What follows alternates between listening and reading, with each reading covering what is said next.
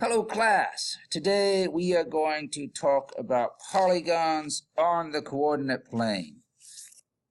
So before we talk about that, we need to discuss what is a polygon, right? And y'all should probably know this, but it doesn't hurt to review. So here we go. A polygon comes from a couple of things. First, poly, which means many, and gon, which has to do with sides. So technically this is a shape that has many sides.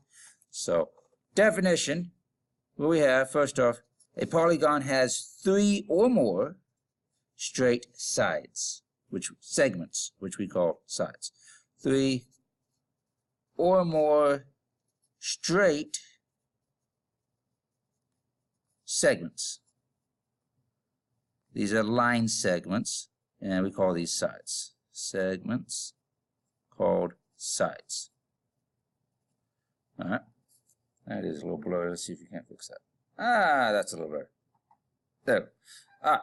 Next, each side intersects exactly 2 other sides and only at each vertex. All right, so each side intersects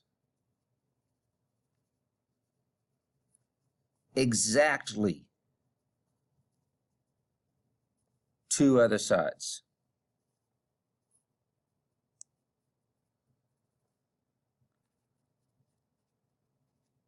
And only 1 at each vertex. So 1 at each vertex.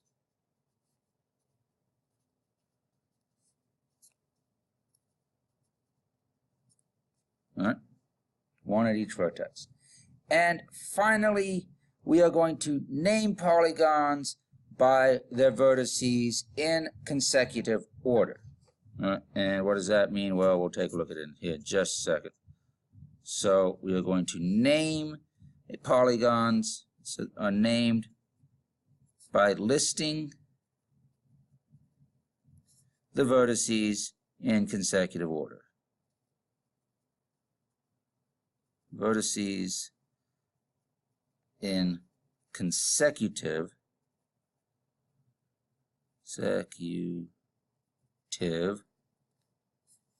order. All right. So there is definitions. Now let's take a look at some pictures, because everything's better if we illustrate it. Right?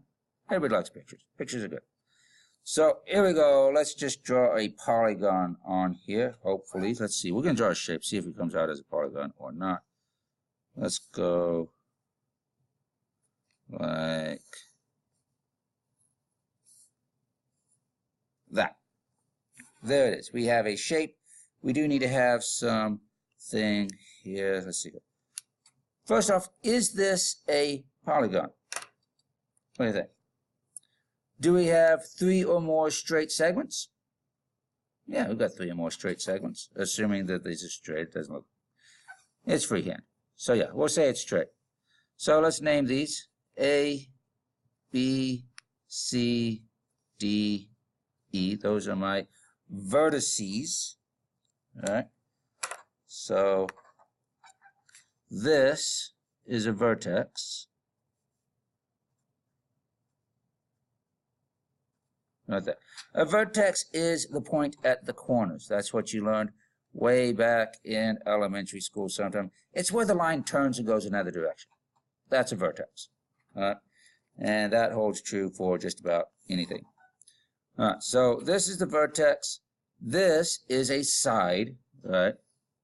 So a couple of things we could call this. We could call this side AE. We could also call this segment AE. Either way, it's both good. All right, right there. You could call it side AE or segment AE. All right. Now, what are we going to name this thing? Okay. So as you see, straight sides, 3 or more. Each side intersects exactly 2 other sides. So AE intersects side AB inside ED. ED intersects AE and DC, and they only intersect at the vertices, so they're not going to cross or anything. Okay, so we're going to name it. First, we are going to name it based on how many sides there are. So we have 1, 2, 3, 4, 5 sides. So if it has 5 sides, what is it? Well, it's a pentagon. It doesn't look like most pentagons, you see, but it's got 5 sides. It's a pentagon. So I need to say pentagon. Pentagon what? Well, we name it in order. Consecutive order means one right after the other. Does that mean alphabetical order? No, that does not mean alphabetical order. It just means one right after the other going around this thing. So yeah, we could do A, B, C, D, E. That's fine. We could just as easily do E, D, B, E, D, C, B, A. That's fine. We could even start with point B if we wanted to and call this pentagon B, A, E, D, C. That's fine. It's going in consecutive order, going around it. It's just like if you're going to run around a lake. You're going to run around the lake. You're not going to jump across the lake, right? We're not swimming here. We're not wading. We're going around the thing, all right? Now, you'll notice this goes inside like that. That's a little weird, right? Don't usually see them like that. What this is called, since it goes in like this is called concave. All right, right there. Concave. Concave. All right, easy way to remember that is that it caves in. And that's how you remember concave. All right, let's draw another one. Let's get a little bit more illustrations going on here because more examples is better than less examples. So let's try this. Let's see here. And I'll come on down there. And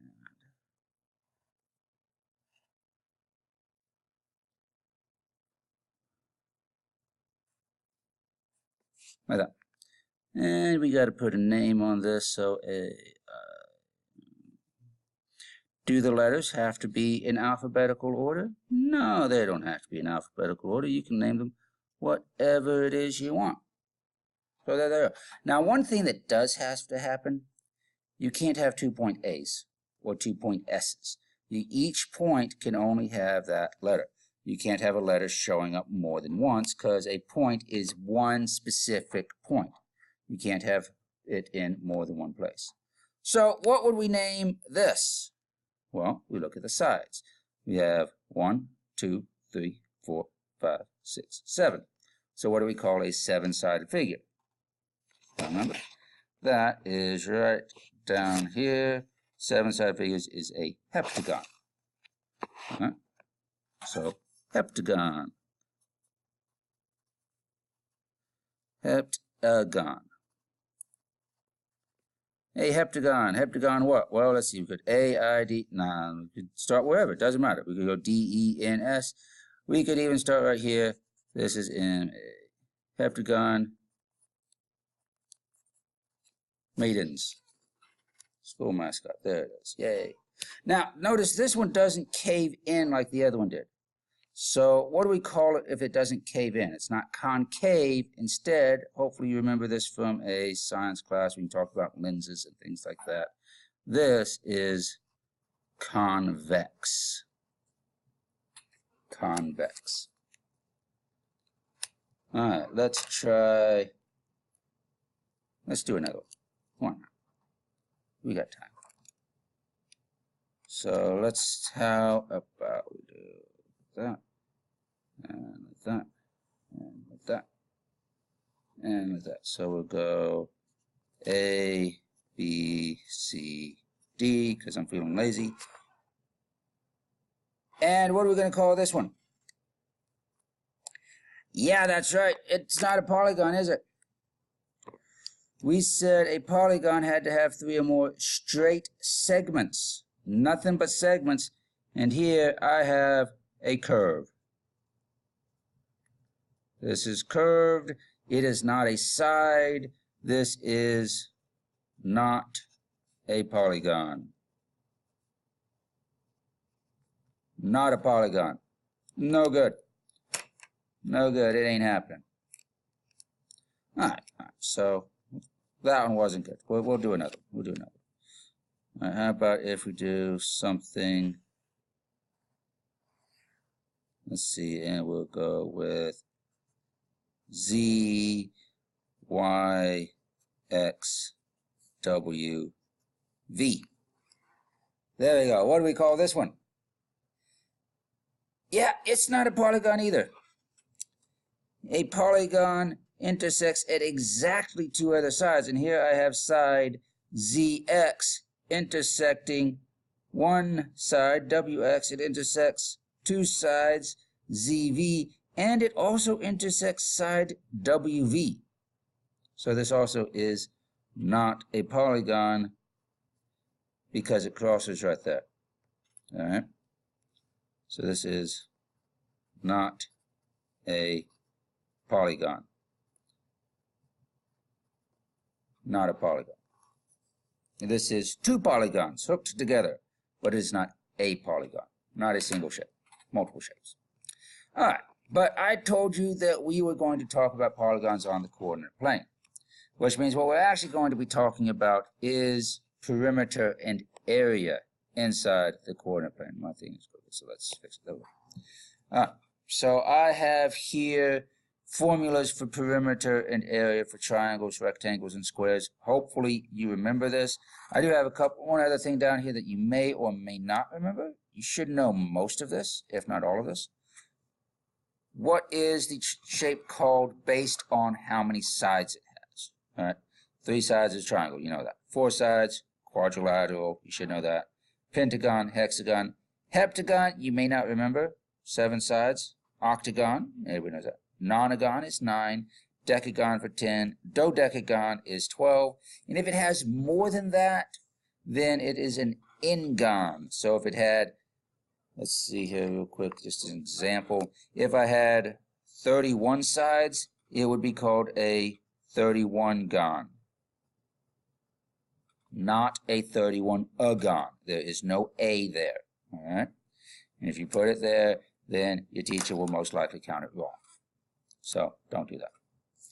All right, so let's take a look at this. We're going to look at a polygon on the coordinate plane. All right, so what we're going to do is we want to find the perimeter of, and then it's got a shape there. It's got a little picture of a triangle. This is how we show triangle ABD. Now, over here, the ones we named, we called it pentagon, and we wrote out the word. Or heptagon, and we wrote out the word. And you're going to have to do that. If it's a quadrilateral, you'll have to write out the word. Basically, anything that's not a triangle, you're going to have to write out the word. Sorry. But that's the way it is. So, we want the perimeter of triangle ABD. So, ABD, that tells us which triangle we're looking at. So, that would be this one here. I'm going to go ahead and outline it in blue. Triangle ABD. This is the triangle that I am looking to find the perimeter of. And that's not too bad. We know how to do perimeter. We've been doing perimeter for years. All we got to do is add up all the sides, right? So what we have, I'm going to go ahead and write this down since I did a blue. Perimeter equals the length of AB. Its length, so there's no symbol there, plus the length of BD, plus the length of AD, like so, right? Okay, so let's see here, AB. Well, AB is a nice vertical line. I could do distance for me, but I don't need to. Let's see it. We can just count it, right? Scale's going up by 2, 1. Scale's going up by 1. So 1, 2, 3, 4, 5. 5. Plus the length of BD, which is nice horizontal line. We could do distance form again, but it's on the line. It's on the grid. We can just count it. 1, 2, 3, 4, 5, 6. 6. Put it there, 'cause I might need it again. So we'll do 6. Plus the length of AD, and we can't count that one, can we? That's not on the grid line, so we can't count that. We're going to have to do distance formula, or Or we don't have to do distance formula because this is a vertical line and a horizontal line. Those are going to be perpendicular. We've got a right triangle here. So instead of doing distance formula, I could just as easily do Pythagorean theorem, which hopefully everybody remembers. And so what we have AD squared equals DB. Let me go ahead and put the whole thing down here. DB squared plus AB squared. So that means that AD is equal to the square root of DB, which is 6 squared, plus AB, which is 5 squared. And we end up with AD equals the square root of, let's see, that's 36, and that's 25, 36 and 25. That is 61. And we'll go ahead and put it as a decimal. So AD is, and then I'm going to use these squiggly things because I'm going to have to round. It's not a pretty decimal. That is approximately 7.81. These little equal sign that's all squiggly like that, that means approximately. And you will need to use that anytime you round. Approximate. There we go. Approximately. Anytime you round, you need to put those little squiggly signs. Squiggly equals. All right, but 7.81. We'll put that right there. 7.81. And we just add that up, and we get that the perimeter is not going to equal. Not going to equal because this isn't equal, right? 7.81 was rounded, which means my perimeter has been rounded. So I'm going to use a squiggly equal sign there, and that is 18.81 units, I guess. Units. So I would like for you to pause the video and find the perimeter of triangle BCD. BCD, let's see, that would be BCD. So we're looking at this bottom triangle now. All right, BCD. Perimeter is going to equal BC plus, let's see what that be, CD plus, and that is DB. Okay, so we've got a small problem here. We know DB is 6. We found that earlier, right? But we don't know either of these because neither one of those just follow the grid line, which means we are going to have to do distance formula or something else. We'll just do whatever. We'll do BC first. Now, we could do distance formula, and that works, and that's good, and it's fine. But again, if you'll notice, let me switch colors here. I can follow this grid line down right here. And now again, I have this right triangle. And so now I go 1, 2, 3, 4 by 1, 2, 3. And once again, I can do Pythagorean theorem. So that means that BC is equal to the square root of 3 squared plus 4 squared. So BC equals 3 squared is 9, 4 squared is 16, so the square root of 25, hey, that's a pretty square root, perfect square. So BC equals 5. And let's go ahead and put that right there, 5. All right, so I've got BC is 5. Now let's do CD. So CD equals the square root of, let's see, we went up 4. So 4 squared plus, and then we'll go over 1, 2, 3. 3 squared. Hey, that's the same thing we had right there, isn't it? 4 squared plus 3 squared. So CD is also equal to 5. 5. All right, so CD is 5, and DB, we found out a minute ago, that is 6. So that means the perimeter of this triangle is 5 plus 5 is 10 plus 6 is 16 units. Now, we need the perimeter of the entire triangle. Or not the entire triangle, the entire quadrilateral. Quadrilateral ABCD.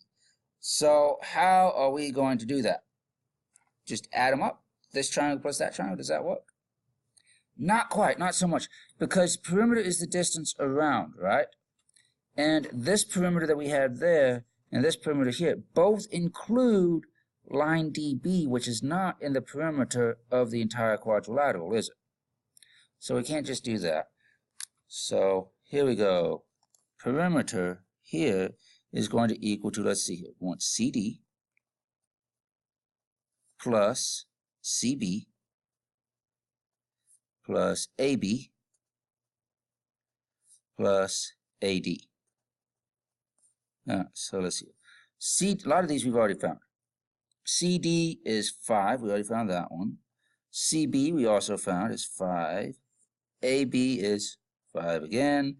And AD, oh, I didn't write it down, but it's right there. Right? AD. Approximately 7.81. And so there it is. We've already found them, so we can just keep using them. Remember, always look back in previous problems, see if you've used that already. And so now, remember, 7.81 was rounded. It's not exactly. So that means I am not using the exact answer.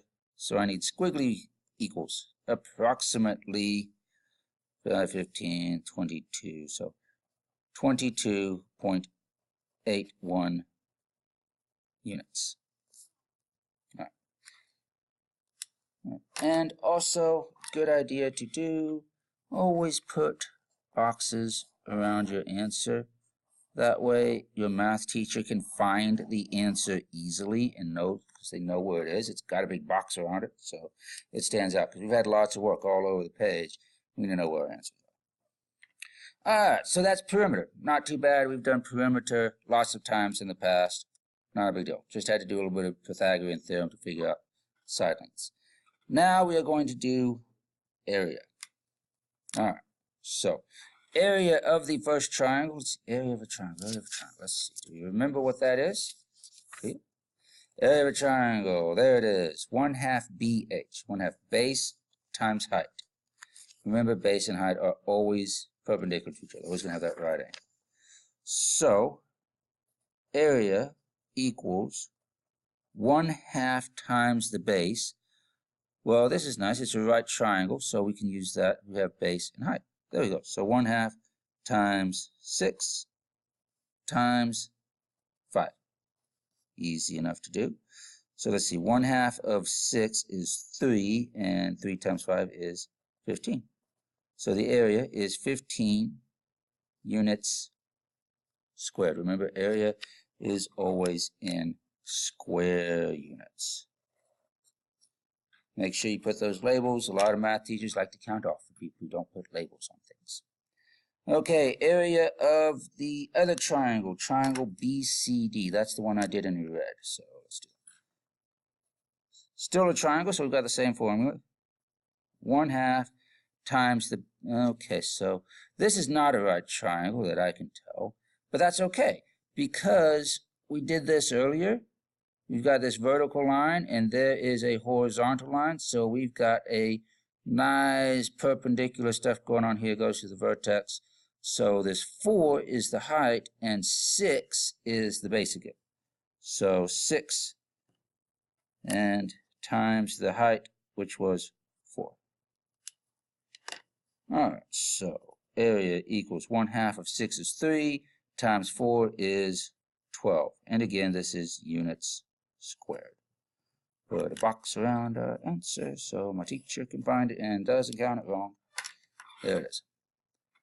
And last one, we want the area of the entire quadrilateral. Now, that is a weird shaped quadrilateral, right?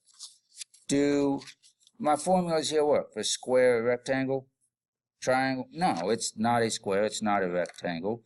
It's some weirdness thing, right? However, with area, it's everything on the inside, right? So all of this stuff is inside it. All of that stuff is inside it. I know how much this is, right? This right here is triangle ABC, ABD. This right here is triangle BCD. So this time with perimeter, unlike with perimeter, with area, I can just take the area of triangle ABD plus the area of triangle BCD and get the area of the entire thing. So area of ABD, we said right here, is 15. Plus the area of BCD, which we said was 12. And the area for the entire thing is 15 and 12 is 27 units squared. And so, all right. So remember, we could add up area like this because there's no overlap, right? There's no point in the red triangle that is also in the blue triangle. That doesn't work for perimeter because we've got this part here that's not part of the perimeter of the whole thing, and it's overlapping, and so it's no good. No. But area we can add up because this one and that one together form the quadrilateral. Right? So there it is. For perimeter, you probably need to use distance formula on occasion. Could do it with Pythagorean theorem. A lot of times that works too. And you just add up all the sides. Find up all the sides on the outside. Don't get sides on the inside, like we did here. Don't get sides on the inside. Area, break it down into triangles, rectangles, things like that. Add them up. Shapes. And remember, a polygon has straight sides, no curves, and it only intersects two lines, which means it's not going to cross over like that. That's not going to happen for a polygon. All right? And you name them going around the lake, not jumping across the lake. Doesn't matter what way you get around the lake as long as you get all the way around the polygon. All right. And I hope you found that useful, and I'll see you in the next video.